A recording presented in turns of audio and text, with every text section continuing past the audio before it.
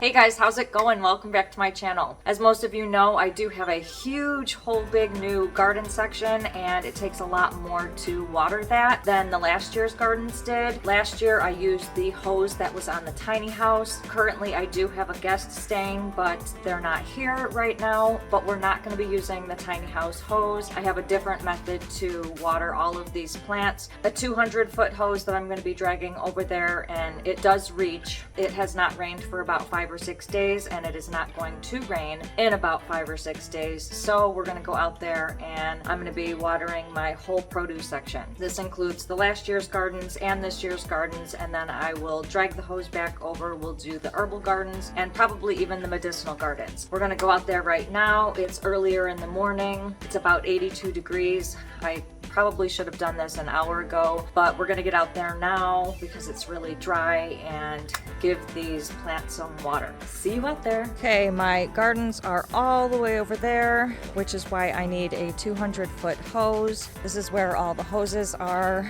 and the water source. So I'm going to be hooking that green hose up, dragging it all the way over there, and this is the hose that actually reaches those gardens, the medicinal gardens, and then when we come over here, they reach those gardens also.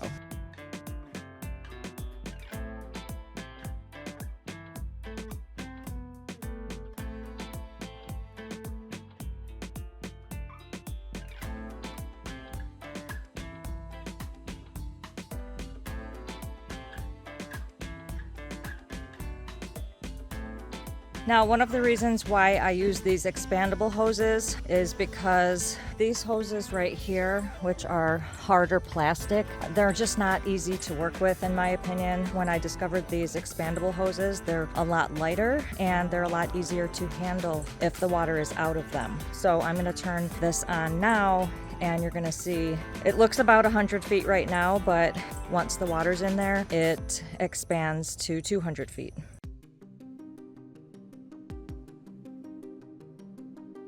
These are our new garden section, and I usually start at these ground gardens right here. I do not bring the hose inside when I do these gardens, just because I'll be entering this gate to do this half, but this half I could do on the outside, and the medicinal gardens are over here, which I have to reach this hose around this garden anyway. This bird netting and the fencing usually gets in the way, which is why I don't bring the hose inside.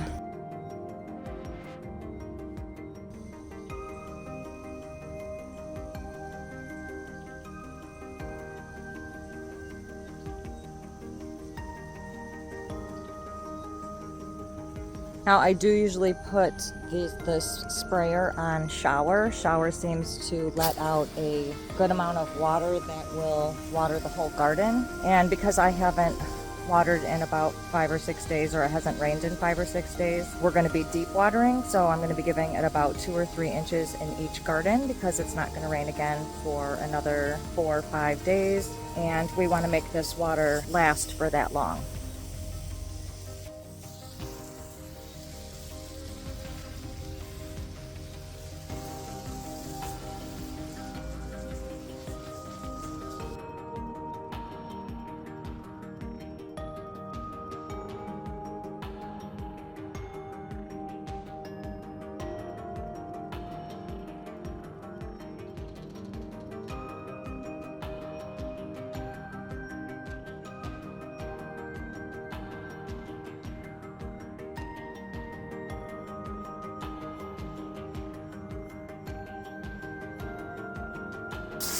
Sometimes I spray myself to cool off. I put it up in the air.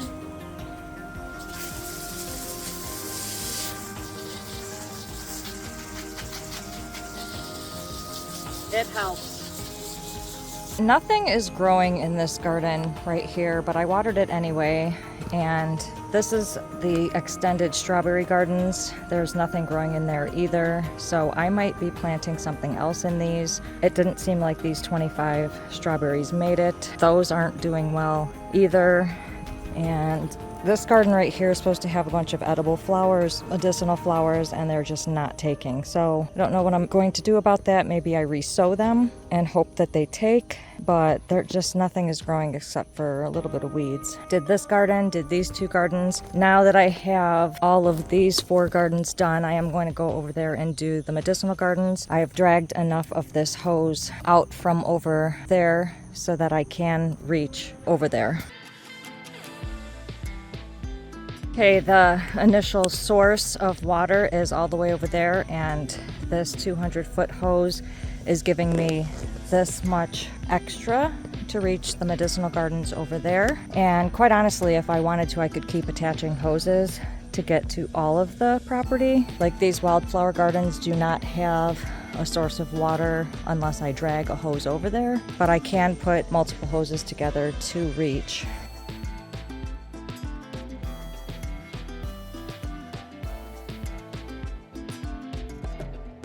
Okay, now we're gonna drag this back over to the new gardens. I'm gonna be going inside of the double door fence and doing all of those.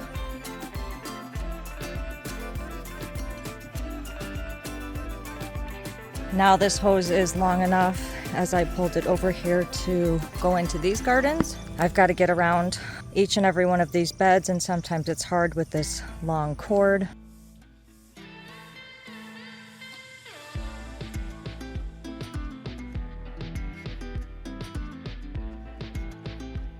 Now with these strawberry gardens, I can water directly over this insect netting, and that's because of all the little holes in it. It helps the rain get through and you can water through it, and usually the pests stay out. Bigger predators also, so usually squirrels and stuff can't get in here, but you can do your watering over it. These were doing a lot better than they are. I think they're either getting too much sun or I don't know. It's hot out here. Now this is my lettuce garden, and unfortunately things did get in here. There's a couple holes in here.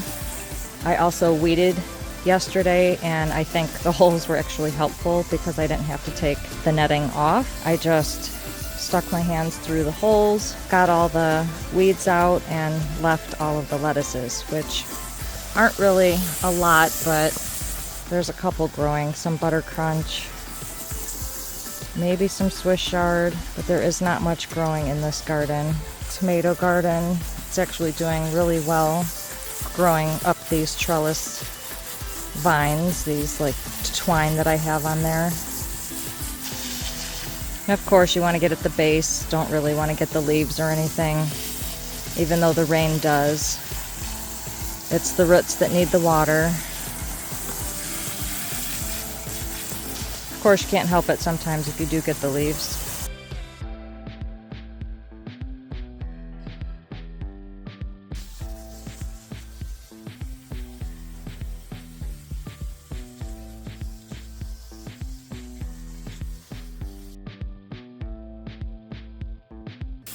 Now this is my zucchini garden, and it is finally starting to take off. These were really small about a week ago. I also do have some marigolds coming in. They're actually bigger than the zucchini plants. And when it does not rain and the plants are dry, I'll come in here and I'll put some diatomaceous earth at the base of the plant so that ants and pests don't get on there, especially the ants, because I've been finding ants on the marigolds lately and they've been killing them. But to prevent that from happening, I just put the diatomaceous earth at the base of the plant so they can't crawl up it. There are, however, pests that want to fly and get on the plants from in the air, which is understandable, so I do put diatomaceous earth on the leaves as well. But once I come in here and water, or it rains, it washes that all away, so then I'll do it all over again, wait till it's dry, and then apply the diatomaceous earth. See how the hose gets on some of the gardens as I'm dragging it. I either have to make it, I'm going around the gardens. I've got all this extra to drag in, but sometimes as I'm doing it, it will go on top of some of the gardens, and we just don't want that. This is what I was talking about. It's all at the base of all of these, and I also do put it up on some of the leaves. Now, of course, once I water this, all of that's gonna go away. This marigold has already been killed by ants, and even though I put diatomaceous earth on it, they are still trying to get up this plant, and they killed it. There's a bunch in there. They also killed the one that was over there. They killed another marigold plant. This one is growing, and hopefully there's not many ants on here to kill this one. There's a little teeny baby bee enjoying a marigold. All of that diatomaceous earth is going to wash away, and we're just gonna have to reapply it again. It's okay, because this is what we're trying to prevent, is bugs eating our produce. It doesn't help that this was on the ground, so I put it up on this trellis, and it's just not good. I'll probably end up cutting this one up and giving it to the chickens.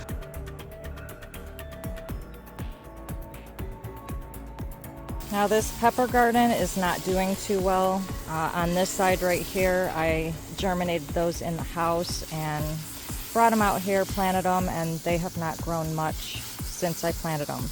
Then I direct sowed that whole side, and again, there's not much coming up. I see 2, 3 little teeny plants, but they're not doing much.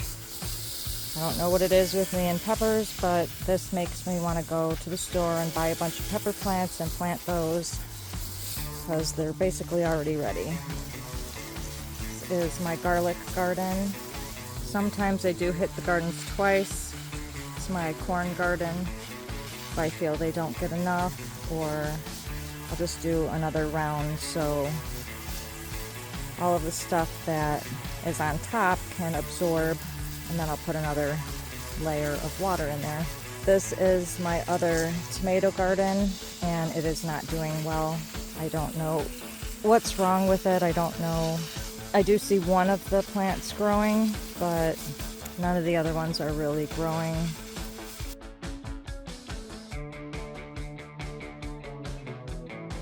And lastly, for these produce gardens, we've got the bean and sugar snap pea garden. This one's doing pretty nicely, growing up its trellis. However, it is growing taller than the trellis, so either I'll have to extend it or just hope that it stays growing up the trellis. The marigolds are huge on this garden too.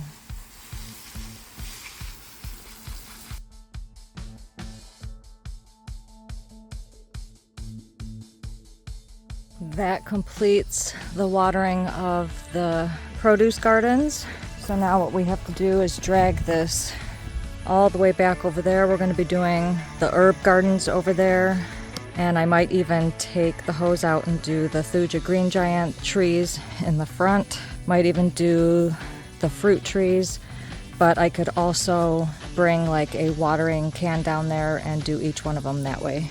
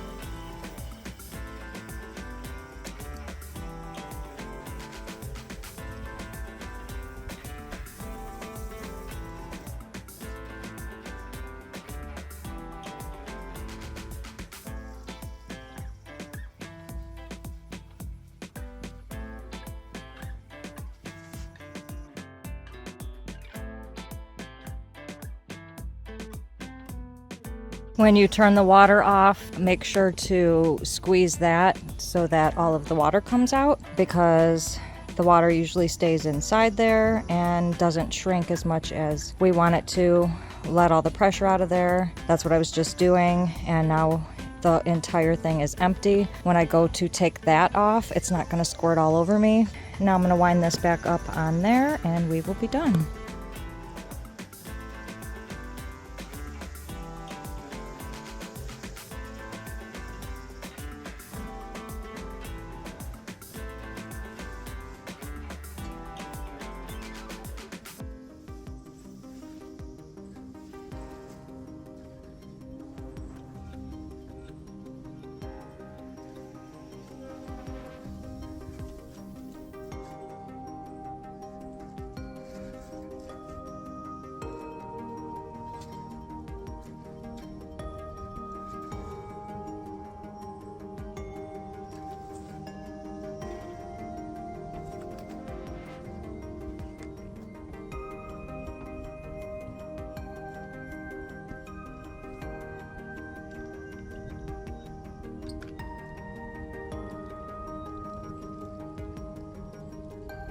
Woo!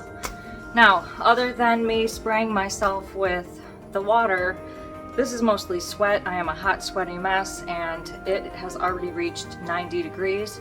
When I went out there, it was 80 degrees, so in about an hour, it gained 10 degrees, and it is only 10:30 in the morning. So you want to do this early in the morning as much as you can. Hopefully you're doing it in the shade, because that sun will beat down on you. I do have some sunscreen on and some insect repellent on, but it's brutal out there, and I just wish it would rain a little bit more.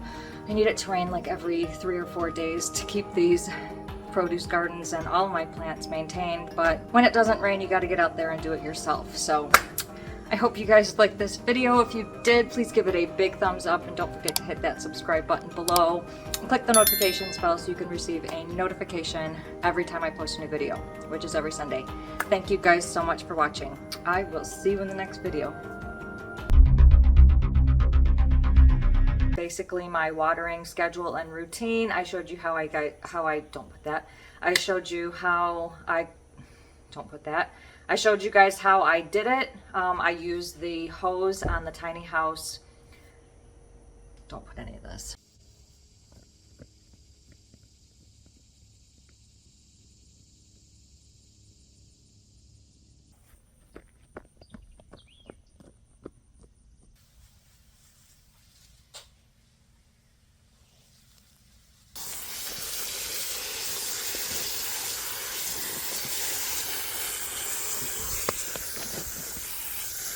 Oh, sorry.